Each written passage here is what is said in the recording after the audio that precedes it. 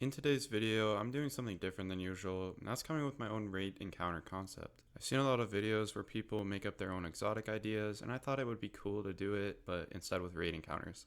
So I guess this is the start of a series, at least if this video does well and you guys enjoy it, so make sure to leave a like or a comment, and let me know if y'all want to see more of these videos. Alright, so getting right into it, I kind of drew out a map of what the encounter would look like. This is something I actually came up with a while ago. Basically, the objective of the encounter is to guide a refugee to each outpost safely. By refugee, I don't really know what to think of, maybe just like a person or an ally to the Guardians. The refugee randomly selects an outpost to travel to and then goes there, and once the refugee has gone to every outpost, the encounter ends and you've successfully completed it. So the main thread of the encounter is that there's a giant invisible Minotaur who's always seeking out the refugee and trying to kill him.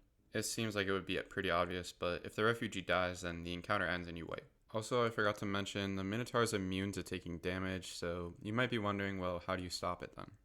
Well, you can distract the Minotaur by setting off alarms at the outpost. When you set off an outpost alarm, the Minotaur stops seeking the refugee and goes to that outpost. You can set off the outpost alarms by killing an outpost guard, which in my head would maybe be a Hydra or like a Wyvern type enemy, and then when you kill the guard, it drops a buff that allows you to set off the alarm. So yeah, the whole point is that you have to set off the alarms trying to keep the giant Minotaur away from the refugee. A trick that I kind of added into the encounter is that there's only 5 out of 7 outposts that have outpost guards, so if you go to an outpost with no guard, then you can't really set off the alarm. So the encounter might seem really hard because how are you supposed to predict where the refugee is going and where the outpost guards are and where the Minotaur is? Well, there's a map at the spawn, and the map shows the Minotaur's location, where the refugee is, where he's going, and then also where there's outpost guards at. So the idea is to always have one person reading the map and giving directions on what everyone should be doing. So yeah, that's kind of the basis on the encounter and how it plays out, but there's some extra mechanics to make it more difficult. Firstly, the refugee can also be killed by normal enemies, and there are enemies scattered around the map, and a group of enemies at each outpost. So you always have to have people traveling with the refugee to protect them. For just like enemies scattered around the map, I kind of picture some like hobgoblins maybe on some pillars or something like that, just to make it a little more interesting.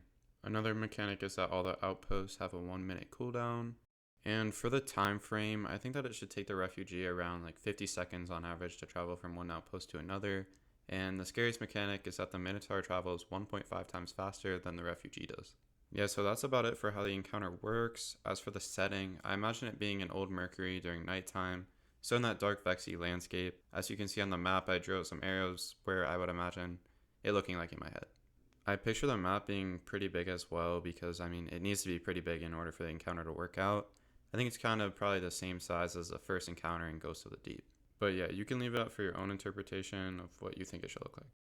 I think a good challenge for the encounter would to have it so that everyone has to rotate setting off the outpost alarm, so it would just require a lot more coordination. But yeah, that's really all I have to talk about for the encounter. Let me know what you guys think about it, or if you have any suggestions or changes you think I should make. Maybe I'll try and make the encounters all flow together in the next couple of videos,